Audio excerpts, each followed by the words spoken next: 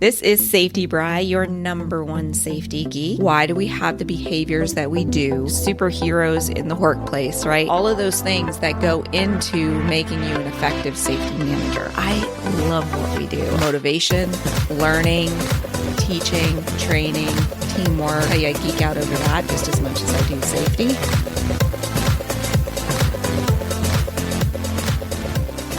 Hello, and welcome to the Safety Geek Podcast, where we geek out over workplace safety. This is Safety Bri, your number one safety geek, and I hope that your day so far is going as planned and that there are no unexpected happenings. We all know how that goes, don't we? You have your whole day planned out, you know what you're going to get done, what meetings you got to go to, and then somebody rushes in. There's been an accident and your whole day is ruined.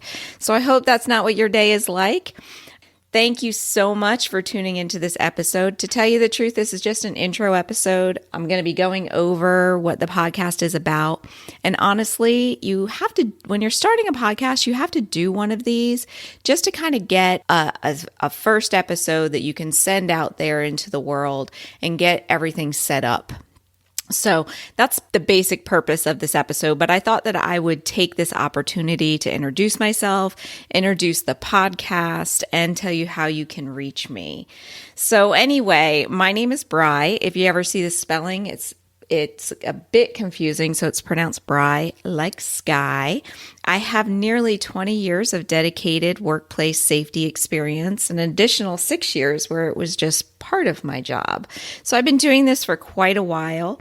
I absolutely love what we do. I love what we do. I think that we are kind of the superheroes in the workplace, right? We actually get to save lives and change lives because what we do saves people from injuries and possibly deaths, right? So I have a passion for what we do. It's part of every part of my life, not just my work. So one of the things I like to say is I don't want them to go home the same way they came in. I know a lot of people say that, go home the same way you came in. No, I want you to go home better than you came in because I want you to take everything I'm teaching you throughout the day and go home and teach it to your friends and family and just spread that safety news everywhere and that safety teaching everywhere. My degree is in industrial and organizational psychology. You might be thinking, well, you don't have a safety degree. Why is that? So when I went back to college, I'd already been doing safety for quite a while. So when I went to go back to get my degree, I was like, I don't know if I can stand sitting through another safety course. But what else can I take that would actually help me in my career? And psychology, I tell you, I geek out over that just as much as I do safety. I absolutely love psychology. I love looking at why we do the things that we do. Why do we take the risks that we take? Why do we have the behaviors that we do? So it's very much associated with behavior-based safety, transformative leadership, all of that good stuff. So having a focus on industrial organizational psychology, I got the opportunity to study motivation, learning, teaching, training, teamwork, personality, all of those things that go into making you an effective safety manager.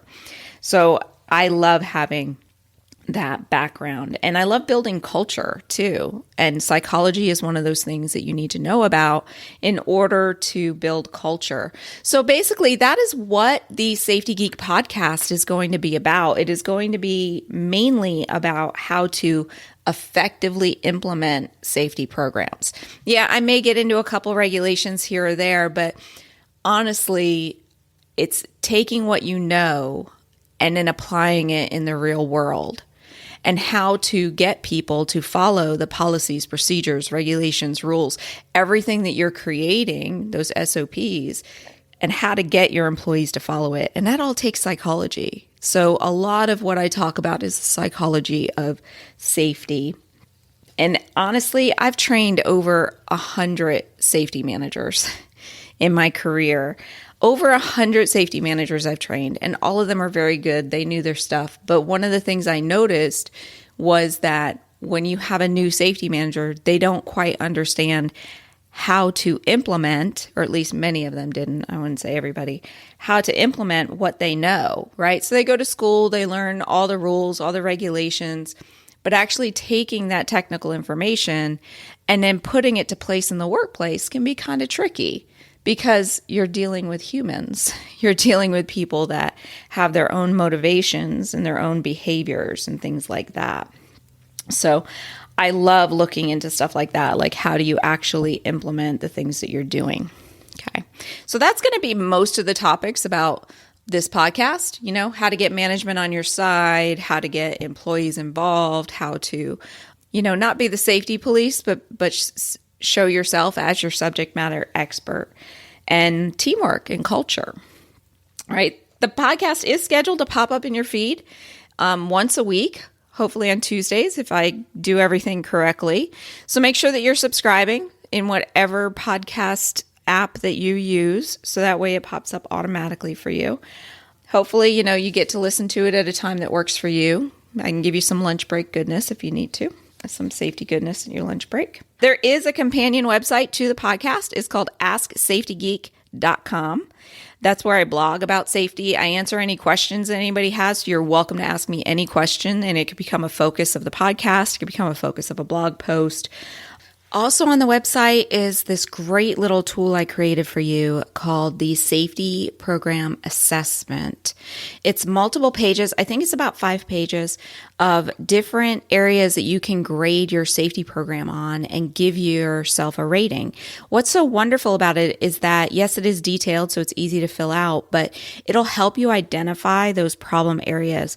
So that way you're focusing your energy on the things that are most important and the things that need the most work. A lot of us tend to just kind of be all over the place, but this will help you hone in on what is most important. So make sure that you hop on over to the website, AskSafetyGeek.com, and click on the button that says, I think it says get free self-assessment or safety assessment, or how do you rate your safety program.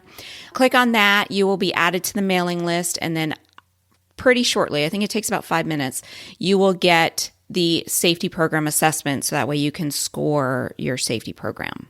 And pretty soon I'm going to be launching what I call Safety Boot Camp. At least I think that's what I'm going to be calling it, where it'll go into a more in-depth training. So if you actually want to get some training on how to be a safety manager, how to be an effective safety manager, behavior-based safety, we'll be doing that as well. So you'll be seeing that on the AskSafetyGeek.com website. There's also a companion Facebook group where we can connect and we can chat. I am on Facebook pretty much every day, as is most of the world. So that way where we can connect. So make sure you look for that as well. It's called the Ask Safety Geek Facebook group. Right? So that's a quick intro into the podcast. That's what this is going to be about. If you want to stick around a bit, I'll give you a little bit about my background and my story, so that way you know who you are listening to and what my experience has been. Okay, so when I started out my career, let's just go back, right? Let's just go back to like early ages, right out of high school, my 20s. I tried to go to college, got slapped in the face with how hard it was to try to go to college and work full time. And I ended up dropping out. So I got a job at a hotel, and I was a front desk manager at a hotel. I think the first one was a Holiday Inn. I know I've worked at Holiday Inns and Ramada Inns. I don't even know if Ramadas are around anymore. Now that I think about it, I haven't seen a Ramada in forever, but I did work at a Ramada for a while as well. So I worked at the hotel for quite a while. I did stuff in the restaurant. I did stuff at the front desk. I did stuff in sales. I got promoted to assistant general manager to one point, and that's when safety ended up on my lap because I was in charge of negotiating the insurance rates, right? So I had to buy insurance for the hotel. And how do you do that? How do you get the best rates possible? You implement a safety program. So I started working with the risk management department of our insurance company and really improving our safety program. And one of my supervisors in the housekeeping department actually was moving a barrel of detergent, and she strained her back pretty badly. She had to have surgery. It was that bad. And I just felt awful. I felt absolutely awful because there were things that we could have had in place where she wouldn't have had to move that barrel of detergent. And that really got me into safety. So I really focused on safety at the hotel. I improved the rates amazingly. Obviously, I got good insurance prices too.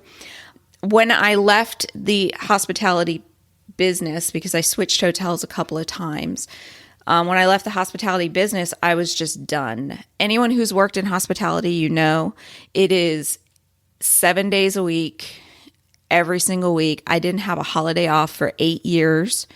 It was just crazy. So I was like, I'm done with hospitality. I'll just take anything. I don't even want to be in management because it's just too stressful. So I took a job doing accounts payable for this transportation company. At least I thought it was a transportation company. It was a dairy co-op. They had 200 dairy farms in their co-op. I knew nothing about it, but come to find out that if you got milk in Florida, it pretty much came through us. So I took the job in AP thinking, oh, this will be super easy. I was bored out of my mind. I literally took pieces of paper, wrote numbers on them, and data entered them into the computer.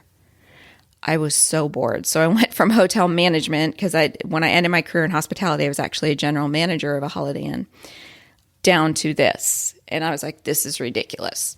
And they had this department called safety. And I was like, that's weird. Why do you need a department about safety? You know, everybody should work safely.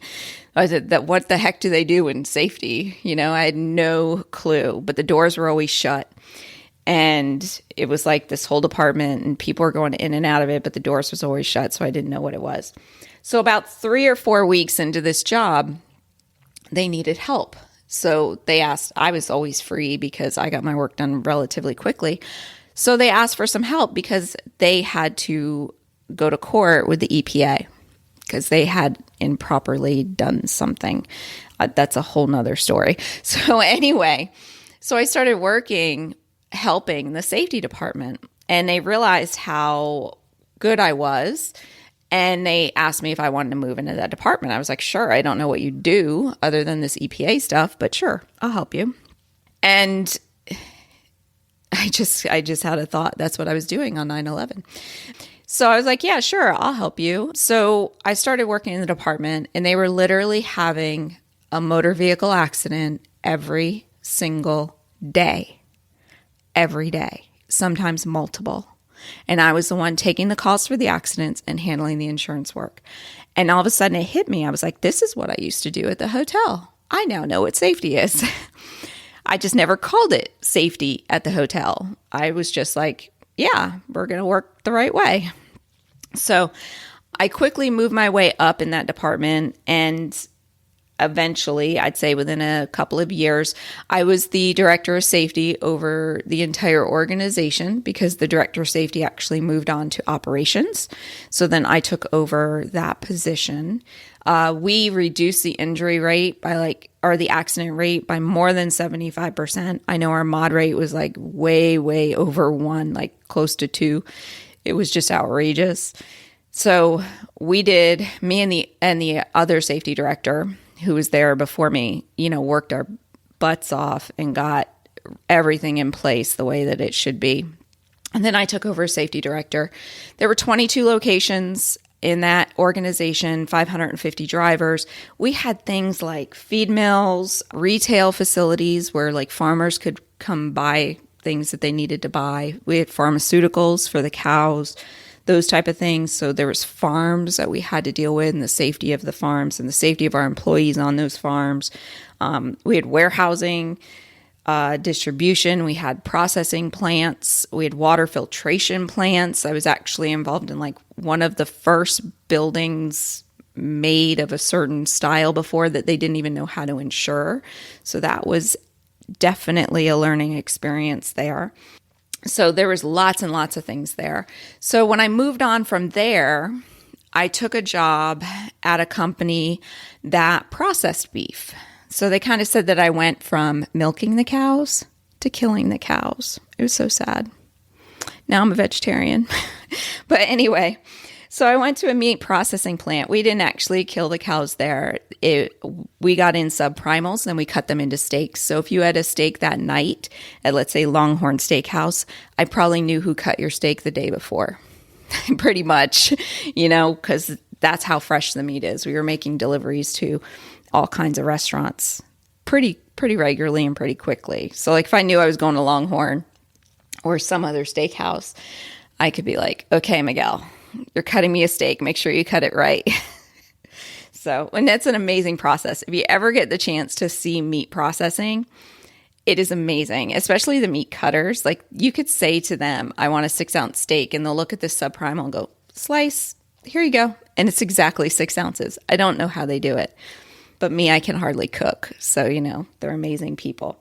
So we had meat processing, and eventually they moved into seafood processing as well. So I had seafood processing there too. They were part of a larger organization. They were part of the Cisco Corporation. I know lots of you probably know Cisco with an S because they're an international global company now all over the US. So I transferred out of there and I started to work for the corporate office at Cisco as a regional safety manager, where I was in charge of 39 locations across the United States as well as Ireland. I didn't have Ireland too long, like maybe 8 months. They were kind of hard. It was difficult for me to do much with Ireland because of the way the insurance works over there, and it was hard for me to get support to actually help them as much as I needed to. So it was more of like answering simple questions and going over and doing training and that type of thing for Ireland. So that is basically my work experience. I'm a huge, huge advocate for the VPP program within OSHA. I know ISO 4501 came out last year, so I'm going to be researching that as well. I know it's very similar to VPP. I have my feelings about both. We'll probably do a podcast on why I prefer one over the other, but I am a huge, huge advocate for VPP. And in fact, I'm an SGE for VPP, and I was helping do VPP evaluations with OSHA. And prior to leaving Cisco, I was actually in charge of a support group to try to get all of their locations to VPP. So I love that stuff. I love world-class safety. There's so many things that it benefits. So as you can see, most of my experience is in general industry. So I will have an emphasis on this podcast for general industry fields. I don't have as much experience in maritime or construction, but honestly, safety is safety. Behaviors and risks are all the same. And in fact, you get different behaviors and risks in construction because you get more of them because they think, oh, it's no big deal. I can just walk on this roof type of thing. Or they try to think that things are not possible, right? Like fall protection on a roof. I hear this all the time from roofers. Oh, no, you can't even do fall protection on a roof. And I'm like, yes, you can. It's actually relatively inexpensive. But one of the things, and I'll go over my philosophy about safety on the next episode, but one of the things I want to tell you is that I honestly believe safety is the most important part of any business, absolutely any business. Because when you focus on safety, it improves everything. It improves productivity, it improves quality, it improves sales, everything. When you have a company that has a safety culture, they also tend to be the most profitable company as well. So I think that it is our job as safety managers to be advocates of that and to actually convince people that this is true, to show them. Unfortunately, a lot of people have to be shown that it's true, and it takes time because it takes time to build culture.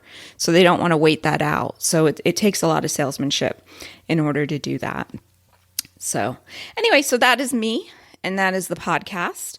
If you have any questions, you can hop on over to the website to get in touch. There's lots of different ways to get in touch with me on the website. Don't forget to grab your safety program assessment while you're on the website. And at the same time, you can join the newsletter as well. I do send out a weekly newsletter that generally has different information and different tips that I don't share anywhere else. So grabbing that safety program assessment will get you on the newsletter list, or you can just sign up on the newsletter on your own. So that's about it. So until next week, or until the podcast gods grant permission for my show, Make sure that you're safe out there, and we shall talk soon. Thanks. Bye.